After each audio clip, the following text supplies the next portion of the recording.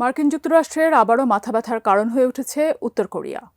ইউক্রেনের সাথে রাশিয়ার চলমান যুদ্ধে সরাসরি সহযোগিতা করে যুদ্ধক্ষেত্রের নানা অভিজ্ঞতা অর্জন করেছে দেশটি। এবার সেই অভিজ্ঞতাকেই হুমকি মনে করে সতর্ক অবস্থান নিয়েছেন মার্কিন যুক্তরাষ্ট্র। অন্যদিকে গাজায় মার্কিন প্রশাসনের দ্বিচারিতার ভূমিকাকে তুলোধুনো করেছে উত্তর কোরিয়া। বিস্তারিত ইমতিয়াজ আলমের রিপোর্টে।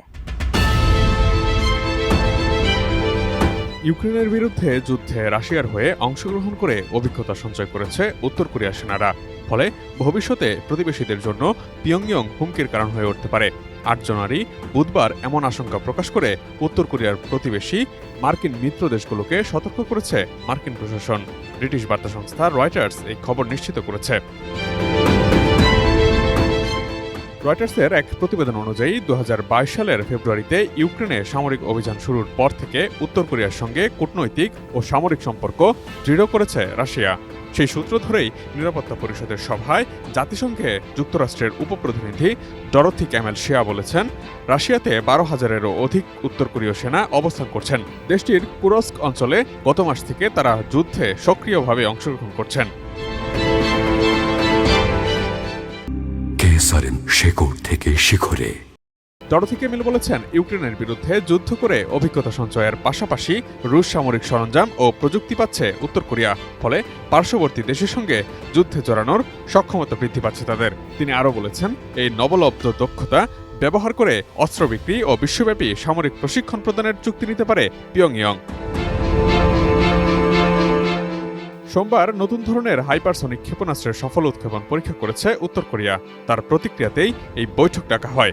ক্ষেপণাস্ত্র পরীক্ষার বিষয়ে উত্তর কোরিয়ার প্রতিনিধি কিম সং বলেছেন, রাষ্ট্রীয় নিরাপত্তা বৃদ্ধির জন্য এসব ক্ষেপণাস্ত্র তাদের প্রয়োজন। তার দেশের অস্ত্রভান্ডার নিয়ে পশ্চিমাদের দ্বিচারিতাকেও কঠোর ভাষায় সমালোচনা করেছেন তিনি।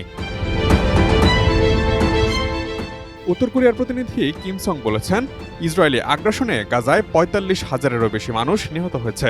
অথচ ইসরায়েলের আত্মরক্ষার অধিকার আছে বলে সামরিক সহায়তা দিতে মার্কিন প্রশাসন বরাবরই উদার। অথচ উত্তর কোরিয়া নিজেদের নিরাপত্তার জন্য অস্ত্র পরীক্ষা চালালেও সবার মাথা ব্যথা শুরু হয়ে যায় বলে মন্তব্য তার। প্রসঙ্গত, গাজার মানুষের জন্য একদিকে আকাশ ও সমুদ্রপথে খাবার পাঠিয়েছে যুক্তরাষ্ট্র, অন্যদিকে গাজা উপত্যকায় গত ৭ অক্টোবর যুদ্ধ শুরু হওয়ার পর থেকে এক বছরে ইসরায়েলের জন্য কমপক্ষে $১,৭৯০ কোটি পরিমাণ সামরিক সহায়তা পাঠিয়েছে যুক্তরাষ্ট্র।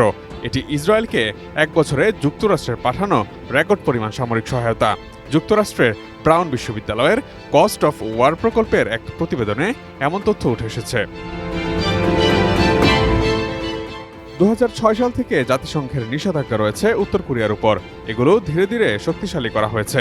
লক্ষ্য ছিল পিয়ংইয়ংয়ের পারমাণবিক অস্ত্র ও ব্যালিস্টিক ক্ষেপণাস্ত্রের বিকাশ বন্ধ করা। তবে জাতিসংঘ নিরাপত্তা পরিষদের সদস্যদের মধ্যে উত্তর কোরিয়ার মিত্র রাশিয়ার ভেটো ক্ষমতা থাকায় বাড়তি কোনো পদক্ষেপ নেওয়া যথেষ্ট কঠিনই হবে বলে মত বিশেষজ্ঞদের।